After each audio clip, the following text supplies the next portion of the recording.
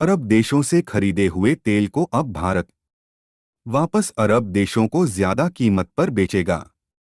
और कमाल की बात यह है कि अरब देश झक मार के अपने ही तेल को किसी और प्रोडक्ट के रूप में खरीदेंगे। सुनने में अजीब लगता है, लेकिन यह सच है। भारत ऑलरेडी पेट्रोलियम से निकले हाइड्रोकार्बन प्रोडक्ट्स अरब देशों को बेच रहा है, और जल्दी भारत इस एक्सपोर्ट को कई गुना बढ़ाने वाला है। और अगर इस एक्सपोर्ट वैल्यू को सुनेंगे तो आप अपने भारतीय होने पे गर्व करेंगे। यूएई जैसे देश भले ही भारत को आज की डेट में क्रूड ऑयल बेच रहे हैं, लेकिन भारत इस क्रूड ऑयल में वैल्यू एडिशन करके उल्टा इन्हीं देशों को बेच रहा है।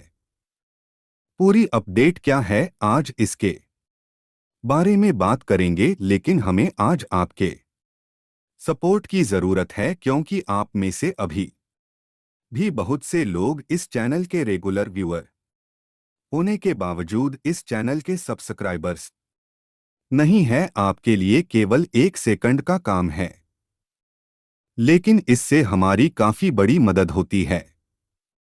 तो मेन खबर यह है कि भारत यूएई को प्लास्टिक का एक्सपोर्ट अब 4 गुना बढ़ाने के प्लान पे काम शुरू कर चुका है। और 4 गुना मतलब करीबन 5 बिलियन यूएस डॉलर्स के प्लास्टिक प्रोडक्ट्स भारत यूएई को एक्सपोर्ट करेगा। कमाल की बात यह है कि एक्सपोर्ट में 4 गुना बढ़ोतरी के लिए 2030 तक की डेडलाइन नहीं रखी गई है, बल्कि इस टारगेट को 2027 तक पूरा करने के प्लान्स पे भारत काम करेगा। भारत और यूएई के बीच बायलट ट्रेड की वैल्यू करीबन 85 बिलियन यूएस डॉलर के आसपास है, जहां भारत यूएई को करीबन 32 बिलियन डॉलर का एक्सपोर्ट करता है। वहीं यूएई से करीबन 53 बिलियन यूएस डॉलर्स का तेल भारत मंगाया जाता है। जाहिर तौर पे यहां पे यूएई का पलड़ा भारी है, लेकिन इस डिफरेंस को और कम करने के लिए प्लास्टिक का एक्सपोर्ट बढ़ाया जा सकता है।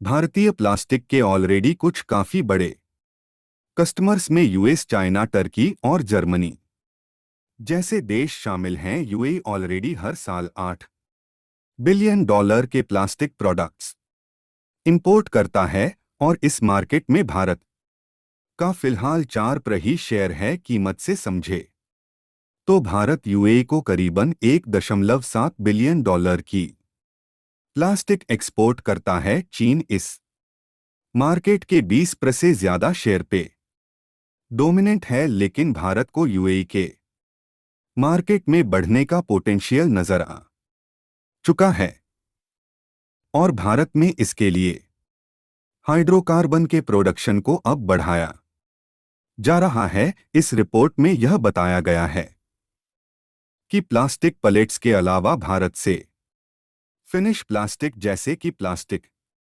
फिल्म्स, फैब्रिक, कंज्यूमर प्रोडक्ट्स और हाउसवेयर्स चीजें यूएई को एक्सपोर्ट होती है। दरअसल यूएई और भारत के बीच कुछ ही दिनों पहले सेपा एग्रीमेंट साइन हुआ था।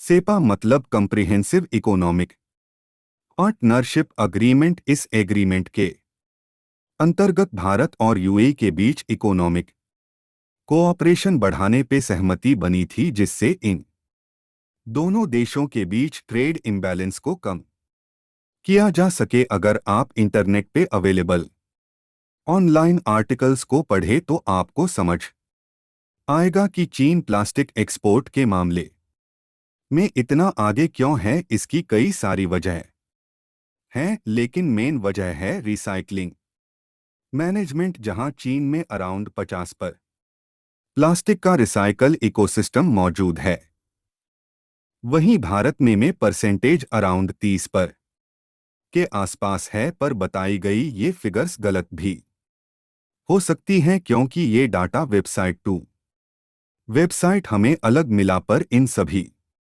आर्टिकल्स में एक बात कॉमन थी, और वो ये कि चीन नॉन बायोडिग्रेडेबल प्लास्टिक स्क्रैप के इंपोर्ट पे बैन लगा चुका है।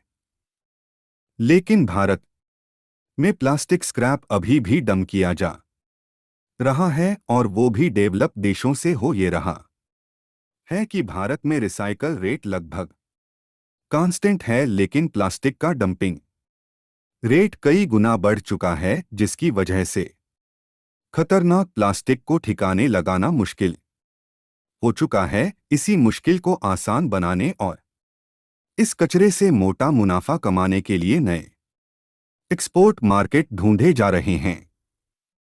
जैसे जैसे रिसाइकल प्लास्टिक की डिमांड बढ़ेगी, वैसे वैसे डिमांड को पूरा करने के लिए नई रिसाइकल प्लांट्स खड़ी हो पाएंगी।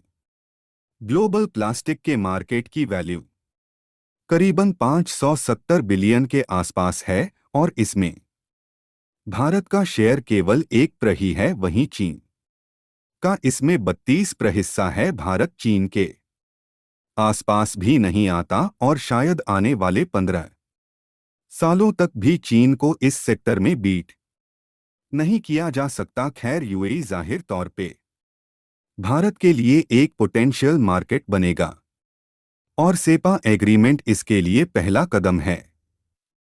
कंटेंट पसंद आया है, और अगर आप हमारी तरह भारत में हो रही मैन्युफैक्चरिंग को सपोर्ट करते हैं, तो कमेंट सेक्शन में AII यानी मेक इन इंडिया लिख दीजिएगा, हम समझ जाएंगे। और वीडियो को लाइक भी कर दीजिएगा अगर आप हमें यहां तक सुन चुके हैं।